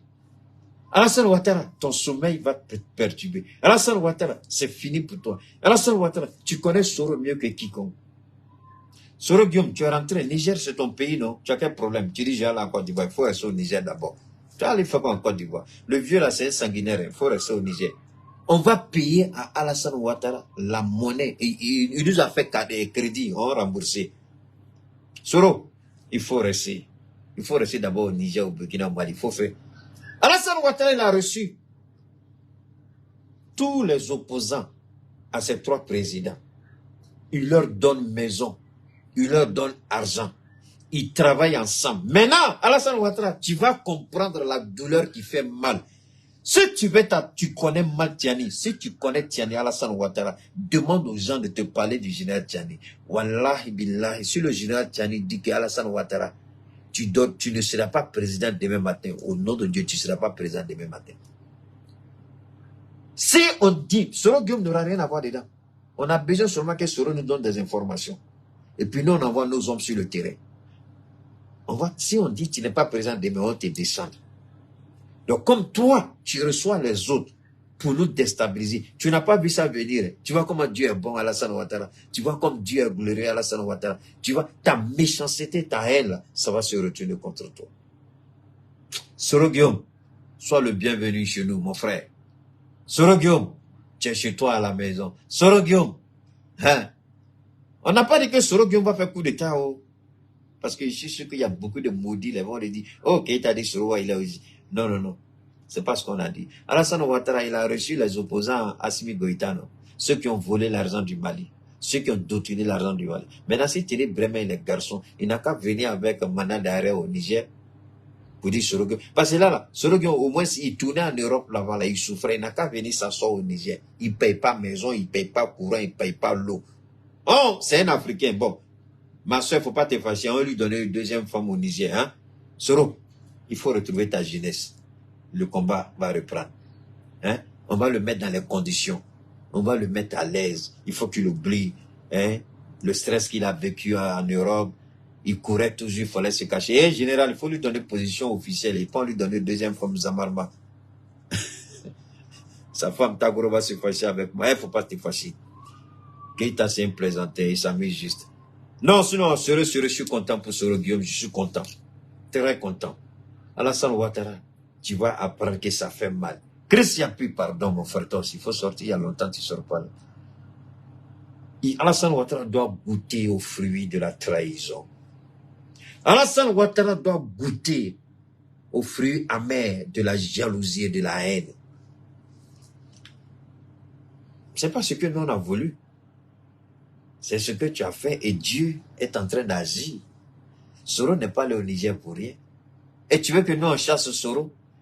Et ce que tu n'as pas reçu Marico? Tu n'as pas donné l'argent à Marico? C'est un digne fils malien là. Tu n'as pas fait? Tu n'as pas parlé à Boubou Sissi dans l'intention de déstabiliser le Mali? Tu n'as pas fait? Tu as fait. Il n'y a pas quelqu'un qui s'assied en Côte d'Ivoire qui s'est déclaré président de la transition, il s'est fait. Tu as reçu l'ancien ministre des Affaires étrangères de Bazoum. Tu lui as donné l'argent pour corrompre des gens. Et l'argent là devait servir à faire évader Bazoum. L'évasion a échoué. Donc nous, si on reçoit Soro Guillaume, tu as reçu Bassolé ou bien qui là, en Côte d'Ivoire, non? Il y a plein de gens qui sont... Donc nous, si on reçoit Soro Guillaume, où est le problème? Tu fais ce que tu veux en Côte d'Ivoire. Nous, si on fait, tu n'es pas président chez nous, c'est toi qui dis tu as envoyé France 24, non? Bon, il faut venir chasser Soro Guillaume d'abord, avant de pouvoir venir France 24. Ou bien les gars, c'est pas ça. Il n'a qu'à venir chasser Soro Guillaume d'abord, et puis ensuite, il va faire venir France 24. Donc, franchement, on est heureux, on est content d'avoir échangé avec vous. Je suis content, doublement content d'avoir pu éclairer certains parmi vous par rapport à cette situation de Soro Guillaume et la grande victoire. Nous, je sais que la victoire militaire, elle est déjà reportée, c'est fini. Beaucoup de gens sont en train de féliciter l'armée malienne, mais il était important pour nous de vous expliquer un peu dans quelles conditions l'armée s'est préparée pour pouvoir réaliser et opérer cette victoire au niveau de Kidal. Et comment la France, les États-Unis et autres ont été humiliés. Comment le renseignement malien a mis KO le renseignement français, américain et autres. Si on n'avait pas un bon service de renseignement, je vous assure qu'on n'allait jamais réussir ce qu'on a fait. Donc, grand merci, infiniment merci à Morbo Koné et à toute son équipe. Merci au président Assimi Goïta, merci au ministre Sadio Kamara. Je n'oublie pas le chef d'état-major ainsi que tous les éléments des forces de défense, officiers supérieurs, sous-officiers, soldats de rang. Je n'oublie pas les membres du gouvernement, tout le monde, chacun à son niveau, a œuvré pour que cette victoire à Kidal soit une véritable victoire. Mais la seule chose que nous attendons aujourd'hui, c'est le grand retour d'Assimi Goïta, lui qui avait été empêché d'entrer à Kidal. C'est le retour d'Assimi Goïta, cette fois-ci non pas en tant qu'officier supérieur de l'armée, non pas en tant que celui qui prend les armes pour entrer en Kidal, mais regardez comment Dieu fait gloire, comment Dieu fait grâce à Assimi Goïta. Mais cette fois-ci, Assimi Goïta retourne à Kidal, cette fois-ci en tant que président de la République du Mali. La France l'a empêché d'entrer en tant que soldat, officier supérieur de l'armée, en tant qu'élément de force spéciale. Il a été empêché d'entrer à Kidal. Mais cette fois-ci, Dieu le fait entrer à Kidal en tant que président de la République du Mali. Comment une telle bénédiction? Regardez la grandeur d'une telle bénédiction. Regardez la force d'une telle bénédiction. Dieu ne fait pas ça à tout le monde. Dieu ne donne pas ça à tout le monde. Et Assimi, Dieu t'a vraiment élevé parmi les hommes. On t'a empêché d'entrer à Kidal en tant que soldat, en tant que militaire, en tant qu'officier supérieur de l'armée malienne. Mais aujourd'hui, Dieu te fait entrer à Kidal en tant que président de la République du Mali. Quelle gloire, quelle grandeur, quelle puissance. Ça, c'est du jamais vu. Ça, c'est du jamais vu. Ça, c'est du jamais vu. Merci infiniment au président Assimi Goïta, au Premier ministre, à toute l'équipe du gouvernement. On ne peut pas terminer sans dire merci à notre ravissante Fatmata Batulinian, cette grande dame qui continue d'œuvrer pour le bien-être du peuple du Mali. À la présidente de Ambicor, Fatmata Batulinian, ainsi qu'à sa jeune sœur Binta Nian, à toute l'équipe d'Ambicor, nous sommes infiniment reconnaissants par rapport aux actions que vous êtes en train de mener sur l'ensemble du territoire du Mali, dans les régions, dans les villages reculés. Vous donnez de l'espoir, vous donnez de l'espérance. Vous dites au peuple du Mali, entrons avec une nouvelle mentalité dans la 4e République, le Mali croit. Entrons avec espoir et espérance. Et à cet effet, tu as décidé d'épauler les jeunes filles qui sont dans le besoin, sans emploi, en ouvrant des centres de formation, des centres d'apprentissage, et vous continuez encore à œuvrer pour le bien-être social de chacun de nous. Que ce soit dans nos quartiers, que ce soit dans nos villes, que ce soit dans nos villages, vous œuvrez pour que le bien-être social soit une réalité. Non pas un slogan politique, mais une réalité. À travers les pompes villageoises, à travers les fourrages, à travers les châteaux d'eau, même les hommes religieux, les grands religieux, les guides religieux, vous ne les avez pas oubliés. À travers les grandes cérémonies, les grandes fêtes de l'islam, vous faites des dons en nature à ces guides religieux, à ces musulmans, à ces musulmanes. Vous les accompagnez dans la foi, dans la spiritualité. Merci infiniment. Ceux qui sont dans les problèmes de santé, qui n'ont pas les moyens, vous faites tout pour que ces gens-là ne se sentent pas seuls, ne se sentent pas abandonnés. Vous prenez les soins de santé, quel que soit le coût, vous les assumez. Les jeunes gens aujourd'hui sont à l'école, ils sont dans les salles de classe en train d'apprendre et oublier le souci. Et quand le père s'assoit le matin, il voit ses enfants aller à l'école, tout ce qu'il vient dans son cœur, c'est merci à Ambicor. Merci à Fatmata Batuli, merci au mouvement Ambicor, merci à Bintaniam. Ses parents aujourd'hui qui étaient là, qui disent, enfin qui se posaient, est-ce que je serai la risée? Est-ce qu'on dira que je n'ai pas été capable de payer la fourniture scolaire, sinon les fournitures scolaires de mes enfants? vous êtes venus, vous dites, ne vous souciez pas, grâce à Dieu, vos enfants iront à l'école. Effectivement, ces enfants-là ont repris le chemin de l'école. Heureux ils le sont. Vous contribuez à créer, à former, à mettre en place les cadres de demain, les cadres du Grand Mali. Vous avez aidé des gens, mais ces jeunes gens-là, peut-être demain, sortira parmi ces jeunes gens un président de la République, un premier ministre, des directeurs généraux, des directeurs de sociétés, des directeurs de banques. Merci infiniment pour ce que vous faites et continuez de faire pour le peuple du Mali. Merci, n'oubliez pas, je vous encourage surtout, modestement, je vous encourage à boire le thé tous les bonbons chaque fois que vous avez votre grain. Et amina keita la mebi, keita veut manquer au fodron, akana nina ka thé tous les bonbons ko. Na amina keita la me a été tous les bonbons siga au greffe. Avec grain d'aile. C'est pas ça? Voilà.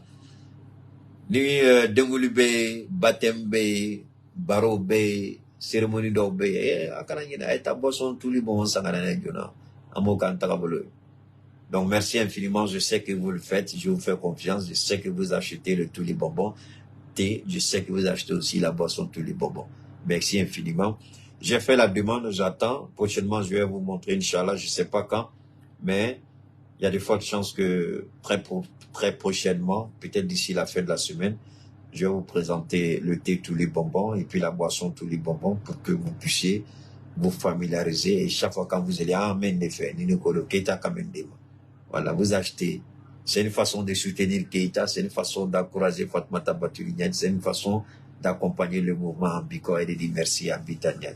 Merci infiniment, mais ce sera, on peut pas se dire au revoir, parce qu'on dit un esprit saint dans un corps saint. Écoutez-moi ça.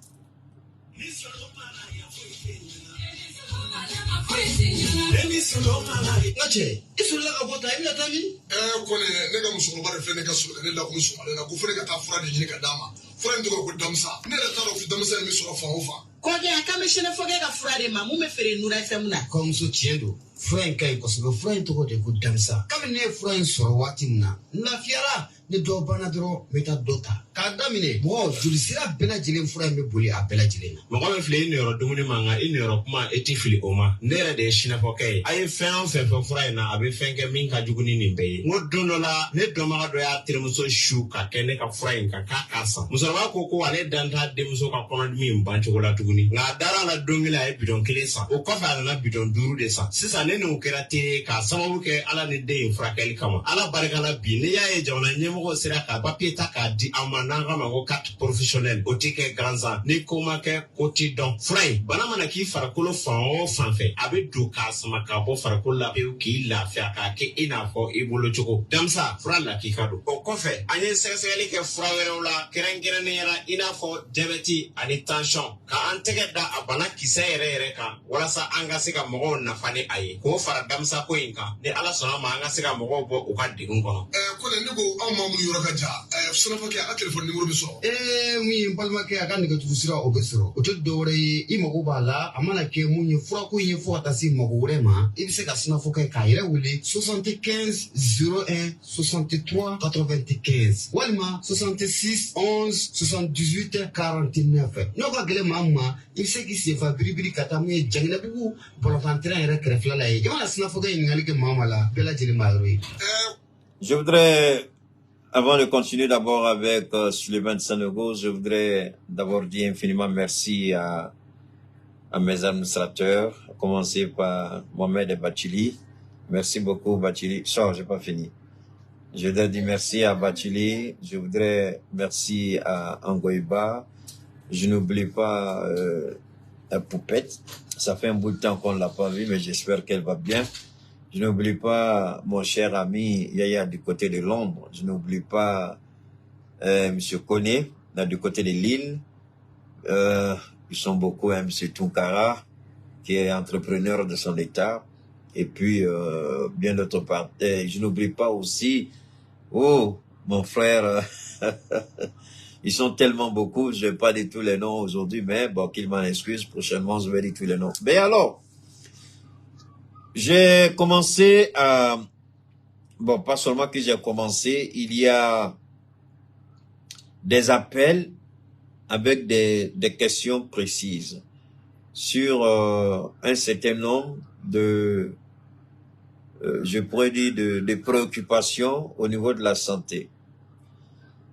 Souvent, comme j'ai l'habitude de le dire, hein, je dis, le médecin peut vous donner des noms.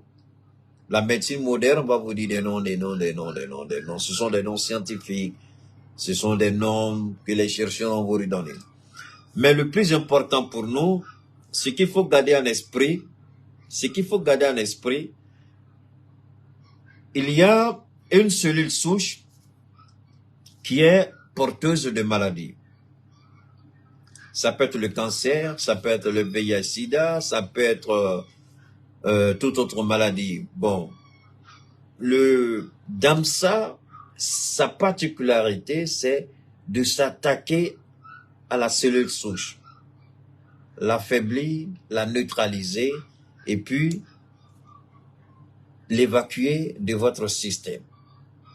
Et en même temps, régénérer votre système immunitaire de défense pour mener efficacement le combat qu'il doit mener à son niveau.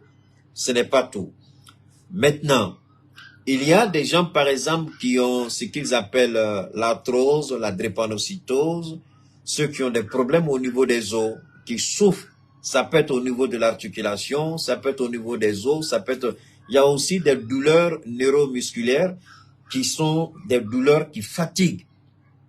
Mais, très généralement, les gens, quand ils appellent, bon, ils se posent là, ils se disent, est-ce que réellement le DAMSA peut? Bon, on ne peut pas, je dis toujours qu'il est bon que la personne elle-même soit son propre témoin, que la personne elle-même vive son expérience. Nous, on vous propose le produit. Soyez certain, le produit qu'on vous propose, c'est un produit haut de gamme, c'est un produit de qualité, c'est un produit qui est bon. Le DAMSA, je ne m'en vante pas, il est vraiment, franchement, il est bon. Il est bon. Il peut aller au-delà de votre expérience, parce qu'il y a des malades qui nous appellent, en fait, ceux qui étaient malades aujourd'hui, qui sont guéris ou sur le point de guérir. Ils nous appellent parce que les médecins disent, ah, votre situation c'est un peu compliqué, on peut pas la traiter, on peut pas. Bon, on nous dit, ah, le médecin dit on peut pas, il faut traitement. Je dis, bon, moi je ne dis pas que le médecin a menti, je ne dis pas ceci, je dis tout simplement, si tu as besoin du produit, tu nous dis, on te met sur le traitement, et puis tu retournes voir le même médecin.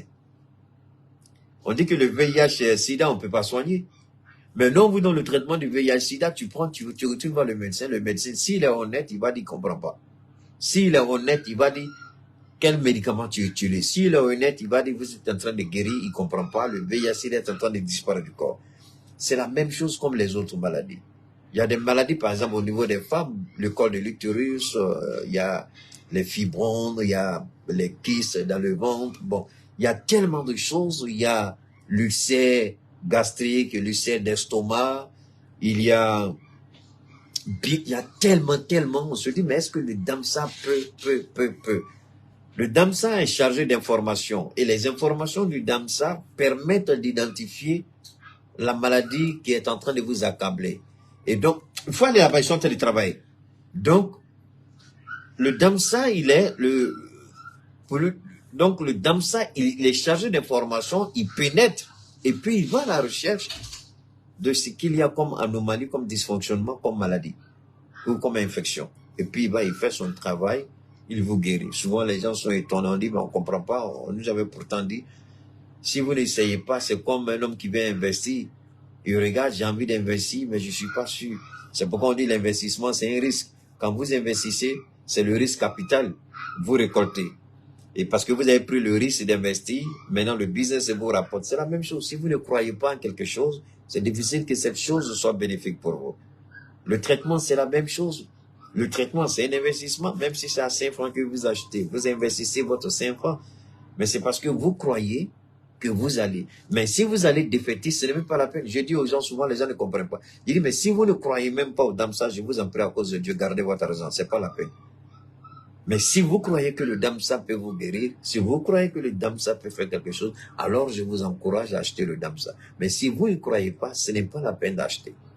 Parce que la première guérison, avant toute guérison, c'est la foi, c'est la croyance. On dit, je crois que je peux guérir. Je crois que ça peut marcher pour moi. Je crois que ça peut aller. C'est le premier élément de la guérison. C'est le premier pas vers la guérison. Portez-vous bien, que Dieu vous bénisse. On garde le contact et à très bientôt, Inch'Allah.